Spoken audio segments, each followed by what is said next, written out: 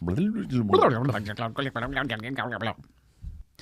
everyone, to the Coin Bureau podcast. My name is Guy, and I'm here with my very good friend, Mad Mike Mooch. Welcome back, Mike. How are you? I'm very well, thanks. I'm very well. I've been better. We've had a bit of a rough day. Yeah. Let's crack on. So we're going to talk, Mike, today. We're going to talk some more about Bitcoin. Yay! We've looked back at some of the people who helped make Bitcoin what it was, some of the things they had in common, and basically Bitcoin's early days, from Satoshi putting it out there and the slow growth of the network, slowly people getting to know about it, improving it, all this sort of stuff. It's now time to look at Bitcoin out in the wild. And in this episode, we're going to focus on two of the most notorious projects that have ever been associated with Bitcoin. Yes. Okay. We are going to look at Mt. Gox and the Silk Road. But before we start talking about them, let's just quickly consider, how do I get my hands on some Bitcoins? Let's put ourselves back, and this time sort of around 2011 or so it was. Yeah, 2011, mid-2011. Today, if we want to get our hands on some BTC or any other cryptocurrency, it's easy, isn't it? Fairly easy, yeah. Yeah, we've got the likes of, there are hundreds of exchanges, things like Coinbase, Binance, all these sorts of things. Coinbase especially, very user-friendly. It's pretty easy for the average person to get their hands on some crypto. We've also got things like Bitcoin ATMs. You can actually go and buy it on the street with cash. Are they still about? Yeah. Because I remember in London, there was a couple down by Old Street where you would literally feed in cash and then... Yeah, you can still do that. There don't seem to be quite as many as there were. Is that not a money laundering sort of issue? Or? I don't think so, but there have been concerns raised about that. Yeah. And I suppose, it would be one way if you had a large amount of cash and you wanted to get rid of it and convert it, then a Bitcoin ATM would be quite useful for that. I think a lot of them now you have to provide ID before. That's probably I don't think you did before. Yeah. It was quite simply just feeding in notes and making cash basically digital, digitizing cash, and then So there are still Bitcoin ATMs. They are kind of growing across the world, but I think they're a little less visible, certainly in London as well. Things like local Bitcoins, where you can go on the site, find someone in your area who is willing to sell you Bitcoins, and you can actually go and meet up with them, and you give them some cash, and they will transfer some Bitcoin to your wallet. Yeah, what could possibly go wrong with that? So, in short, it's easy now to get your hands on crypto, but back in the early days of Bitcoin, it wasn't always so. So if you weren't a particularly techie person, for example, then your options were limited, because these techie people knew how to mine on their laptops, whereas the average person really didn't. It's quite a complicated process for those unfamiliar, and of course, most people hadn't even heard of Bitcoin anyway. So, there were very few ways that you could actually get your hands on some BTC. You could visit Gavin Andreessen's Bitcoin Faucet. Do you remember that from the last episode? That was probably the easiest way of doing it. Fill out the CAPTCHA, 5 free BTC. Thank you very much. A couple of weeks ago, I had a chat with a couple of friends of mine. I'm not going to reveal their identities, so we'll just call them Alice and Bob. And they were in Bitcoin around this time. They were really early adopters. And we were talking about this kind of period. And they said that one of the only ways that you could get your hands on Bitcoins was via basically peer-to-peer transactions. And you set these up over internet relay chat, which was a text-based chat system. I think it's still around, but it's not really used these days. Obviously things like WhatsApp and Telegram have kind of taken over. But basically an internet-based chat system, and you would work out a deal with another internet relay chat user, but basically there was trust involved. And as we've seen, Bitcoin was designed to be trustless. So there was this kind of hole in the whole system, in that you basically had to trust someone that you'd met on the internet, which is not ideal. Mind you, have a seat. Take a seat. They said that it generally went fine. It wasn't really a problem. And I think this is partly because the community itself was still quite small. I think it's one of these things, it's a community of believers, and they're much more likely to be straight with each other. It's only when these things get bigger that the kind of bad actors come into play. Yeah. So this is when a chap called Jed McCaleb turns up. Now, Jed McCaleb is a really interesting chap. Do you remember last time I mentioned that there was a post on the sort of geek website Slashdot? Yeah. And that was in July 2010, and that got a lot of interest in Bitcoin going. A lot of people read that post, heard about Bitcoin for the first time, and started digging into it. And one of these people was Jed McCaleb, who was, believe it or not, a software developer. One of them again, a programmer. He was originally from Arkansas. Funnily enough, though, Jed McCaleb is really Is it not... Jed or Jeb? Jed. Jed, J-E-D. J-E-D, yeah. Funnily enough, he's not really your typical computer geek. He's got a very sort of... Oh, really? Back... I'll believe that when I see it. But while the likes of Hal Finney, you remember him, Marty, Laszlo and Gavin, all guys from last episode. Now, these guys that we talked about before, they were really tech-focused. And obviously, Jed being a software developer, he had a kind of tech focus as well. But he was more entrepreneurial. That's where that was kind of more the direction that he leaned in. And this is, I think, really important because up until now, we've had these guys who are just focused on improving Bitcoin, just on working on the project. And then Jed McCaleb comes along, and I'm not saying this I'm not saying this as a negative. But I think his interest was definitely more of like, how can I not just contribute to the project, but how can I exploit it? How can I benefit from it? Yeah, how can I benefit? Yeah, benefit is a better word than exploit, isn't it? Yeah. He really loved the sound of Bitcoin, and he tried to buy some, but he found, as we've seen, that it was quite difficult to do so. So he had the idea, hey, I'm an entrepreneurial guy. I've got some software skills. I've got some coding skills. I'm going to create an exchange where you can do it. He spotted the gap in the market and went to fill it. And he basically, from what I've read, he basically sort of got this exchange up and running. He built it, if you like, pretty much overnight. So the domain name was mtgox.com. Okay, and that stood for Magic the Gathering Online Exchange. So he stuck with that, and that has since come to be known as Mt. Gox. Now, apparently, you're supposed to pronounce it MT Gox, but no one ever does. No. It's been Mt. Gox, forever. Is there a word for that when things just become pronounced in the way that, Probably, but I've no idea what it is. And it worked like this. Basically, customers signed up for an account with Mt. Gox, and they deposited money straight into Jed's PayPal account. Yes. He then held this money on their behalf. They were able to trade on the exchange using the funds that he was holding for them. And the way the exchange made its money obviously was to take a small percentage cut of each transaction. And it quickly became really popular because interest in Bitcoin was starting to pick up, especially in the wake of this Slashdot post. More people, including obviously Jed, had cottoned on to Bitcoin, so they were trying to get their hands on some. Here, he was basically in the right place at the right time. So this was a great way for people mining it to earn a bit of money rather than just sitting on it, and a great way for people who wanted to get involved to purchase some without having to go to the trouble of figuring out how to mine it. Exactly. So Mt. Gox, apparently, according to Alice and Bob, these friends I spoke to, Mt. Gox was apparently a big improvement on previous exchanges. There was less downtime because Jed was actually able to automate parts of it. I think beforehand, whoever had been running it was kind of dealing with all aspects of it. So Jed got the tech working better. So it was also quicker, and plus apparently it had a much better user interface. It was just generally easier to use, which obviously helped it gain popularity, and it did so very quickly, and it was pretty soon the biggest Bitcoin business going. Wow. Yeah. And it was.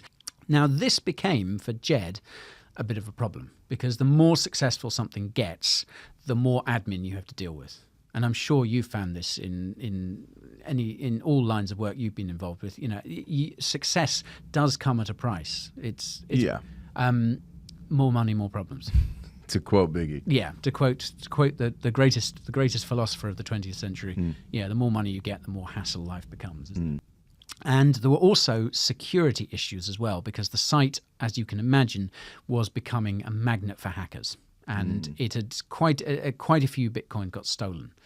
And I think with a business like this, cryptocurrency exchanges today spend millions upon millions of dollars on security. It's probably, I think, their biggest outgoing, really. Jed, as you can imagine, this whole thing was causing him a lot of anxiety, and what he really wanted to do was offload the exchange onto someone else. He'd tried it, he'd got it, it had been successful, and now it was just too much of a hassle. So, at this point in the story, another character enters, and this guy is something else. This is a guy called Mark Karpeles.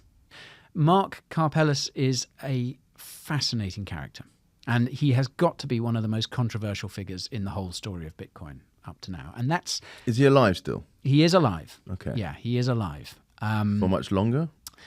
Well, I think so. Okay, so he's not that... I would hope so. I don't think you can wish any... You wouldn't want to wish any harm on the chap, although I'm sure there are people that do, as we'll find out. So at the time, Mark Karpeles was a 24-year-old French computer programmer. Another one of those. This story is stuffed with... God, he was into Magic the Gathering. Before we say anything else about Mark, he's clearly a very smart guy. He understood Bitcoin as soon as he discovered it. He saw its potential. He got it.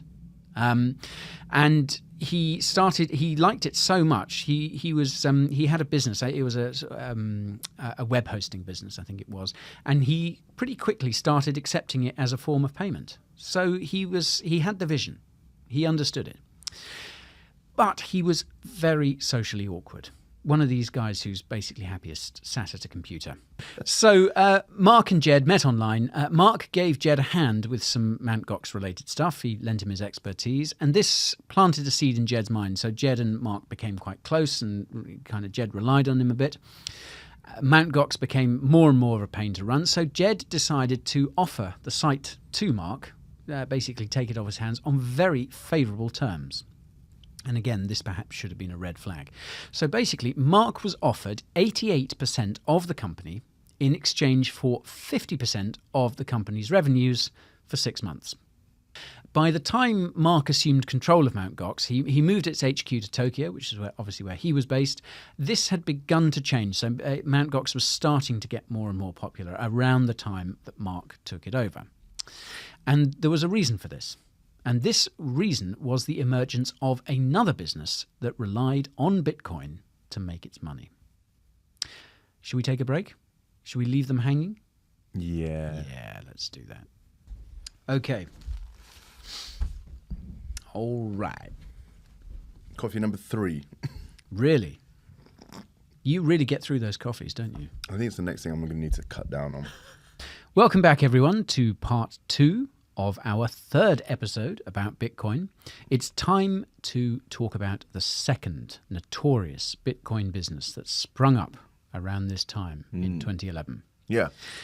Okay, let's lead into it a bit. So if Bitcoin was ever going to catch on properly, there was going to have to be a real world use case for it. There was going to have to be something you could buy. You'd need to be able to buy something with it to use it.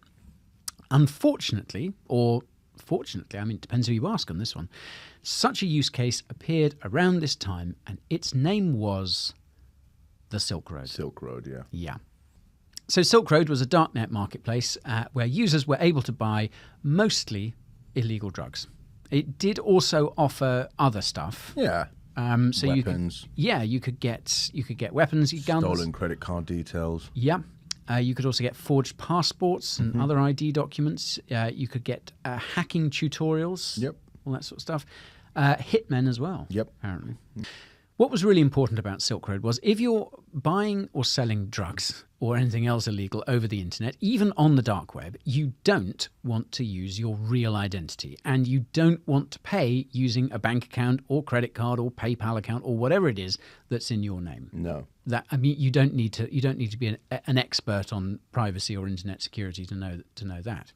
So the person who created the Silk Road, who we'll talk about later, they realized that Bitcoin was the form of payment to use. And anonymity was absolutely key for Silk Road. And it should be pointed out here that Bitcoin is not actually wholly anonymous. I think we may have touched on this before. Yeah. It's pseudonymous. So if the authorities really want to trace you through Bitcoin, they can. And nowadays, they're a lot better at it. Anyway, Silk Road appeared in February 2011, and a bit like Mt. Gox, took off pretty quickly. Yes. And here's a fascinating quote from Mark Karpeles, again, the guy who was running Mt. Gox by this point. And this is from a 2018 interview. And he says, as far as I know, 1/3 to half of transactions on Mt. Gox were linked to Silk Road. Wow. Yeah. That's a lot of transactions. Yeah. So we have this situation where we've got these two Bitcoin-focused businesses, Mt. Gox, the exchange, and Silk Road, the drugs and exchange supermarket. Yeah. Both of these businesses are picking up loads of traction. Mt. Gox is by far the biggest Bitcoin exchange, and Silk Road is where most of the Bitcoin is being spent. And so, as we've hinted at, let's go back to Mt. Gox firstly. Let's talk about how it all started to unravel at Mt. Gox. As I've mentioned, Mark Karpeles wasn't really all that suited to running a business like Mt. Gox. No. He wasn't a people person, as I've said. And here's from that same 2018 interview I quoted earlier. He says, humans are much harder to manage than servers. Thousands of Bitcoins were missing from the exchange when Mark took it over in March of 2011. Okay, this has come to light in subsequent years. Now, these weren't really worth much at the time. Thousands of Bitcoins sounds like a lot, but as the price of BTC wasn't really that high at the time, it was a few $1,000s. So it wasn't ideal, but it wasn't catastrophic. Yeah. But as the price of Bitcoin started to go up, these missing Bitcoins, this shortfall became more of a problem. And now Jed claims that Mark knew about this when he took it on. He said, look, I was completely open about this. I said that these Bitcoins had been lost. He knew the risks. He knew what had happened. Mark, perhaps unsurprisingly, claims otherwise. And this is one of those bones of contention that we'll never really know the answer to. But whatever the case, Mt. Gox, after Mark took it over, quickly became notoriously unreliable. Basically, Mark was just useless at running this business. He couldn't prioritize correctly. Apparently, I think, did things like eating pizza during meetings. He had a toy robot. I like this guy. He sounds like your kind of... You know what? I'm on board with this guy. Look, he could just use a little bit of guidance. What's wrong with eating pizza during a meeting? That's time efficiency. Okay. Lunch and meeting, leeting. Okay. Lunching. Okay, all right. So you're seeing efficiency gains here. What about the fact that he would play with a toy robot when he should have been working, which is another thing he apparently did? Well, he did. Well, something else that you'd probably agree with was that he didn't work. He refused to work weekends when there was lots that needed doing. Look, he's strict with his time management. You guys would, I think, really have got on, wouldn't you? Yeah. I can imagine you as being head of customer support at Mt. Gox. Hi, Mt. Gox. I'm having some problems. I can't withdraw my money. It's been 3 months now. Oh, go away. Not everything, I should say, was his fault, though. As Bitcoin became more visible and Silk Road started causing all this negative publicity, it basically became harder and harder for Mt. Gox to access banking services. Now, this is nothing to do with Mark, and there was only so much that he was able to do. And obviously, if you're running a cryptocurrency exchange where people are looking to buy Bitcoin with cash, with fiat money, you've got to have some sort of banking relationship, because otherwise there's no other way of getting money to the exchange. There was so much going wrong at Mt. Gox. There isn't time to go into all the details here, but the major issue, we believe, began actually in late 2011 when a hacker began draining Bitcoin out of the exchange's hot wallet. Over the course of several years, the hacker was able to slowly drain coins out of Mt. Gox's hot wallet, and they just never picked up on it. And this is, again, you can sort of slightly lay the blame at Mark's door here, because this is something that they should have become aware of, but they weren't. Basically came to a head in February 2014. By this point, users had been very wary of Mt. Gox for a long time. Its reputation was really pretty bad. And it was so bad, in fact, that the price of Bitcoin was $100 higher on Mt. Gox than on any other exchanges. Difficult.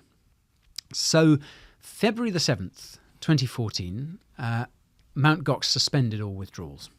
No one really knew why. And Mark did something very naughty at this point. He blamed the problem on the Bitcoin code itself. Sacrilege. Yeah, absolutely. A really bad thing to do. So not only was he blaming Bitcoin itself for a problem that he should have known about and mitigated much earlier, but he was the press release itself tanked the price of Bitcoin, because regular users who didn't know about this little quirk in the Bitcoin code believed that Bitcoin itself was broken. Now, if this had been true, that would have been a major issue. I mean, that could have been the end of the project. Yeah, terminal for Bitcoin. The 23rd of February, the company Twitter went offline. Again, not a good sign. The following day, on the 24th, trading was suspended and the website went offline. By this point, there were rumours of missing Bitcoins. And then, on the 28th of February, a few days later, Mt. Gox filed for bankruptcy protection. Basically admitting that the game was up. Now, what it emerged happened was, and hold on to your seat for this, it emerged that Mt. Gox had lost 850,000 Bitcoins. Jeez. Yeah. Worth around $500 million at the time. I mean, worth a heck of a lot more now, but a substantial amount at the time. In fact, it was about 7% of all the Bitcoin in circulation. Oh at that my point. God. Yeah. Another weird thing that I read about was around this time, like they knew before they had to announce, before the thing really fell apart in late February, they knew there were problems. And Mark, apparently, rather than focus on the job that he needed to, getting these problems sorted, apparently he was busy setting up like a Bitcoin cafe on the ground floor of the building where it had its offices. Like, that was his priority, a cafe where you could buy everything with Bitcoin. And he was sort of spending hours a day kind of footling around that, trying to get that set up. Meanwhile, a few stories up in the Mt. Gox offices, people are just... $500 million. People are considering jumping. Yeah, $500 million are basically missing. So, again, just utterly useless for this particular job. Did the cafe go well, or? Funnily enough, no. Okay. I don't think it ever. I just wondering. I mean, that could have been not everything was a loss. Yeah. It's gone on to become one of the most popular cafes in that part of Japan. That would be a nice little... Turning over hundreds of pounds a month.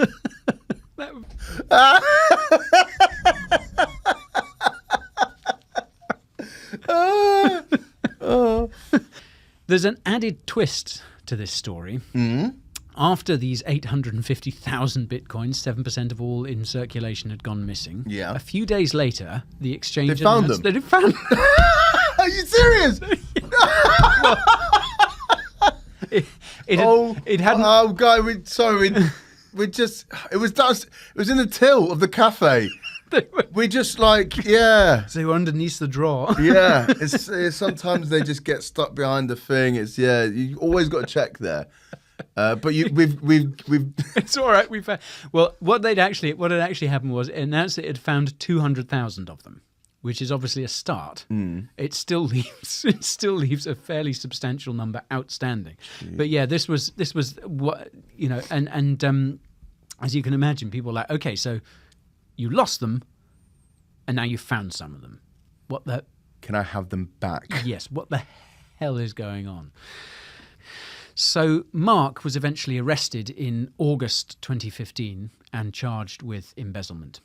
So they believed that he had something to do with it. But many people believed that he was somehow responsible, that he'd stolen the Bitcoin or at least been involved in some way.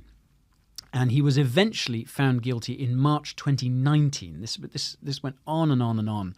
He was found guilty of falsifying data, and he was given a 30-month suspended sentence. What? Yeah. He'd served a lot of prison time by that Already. point.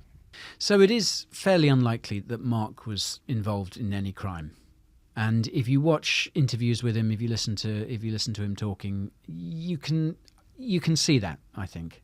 He's not the criminal type.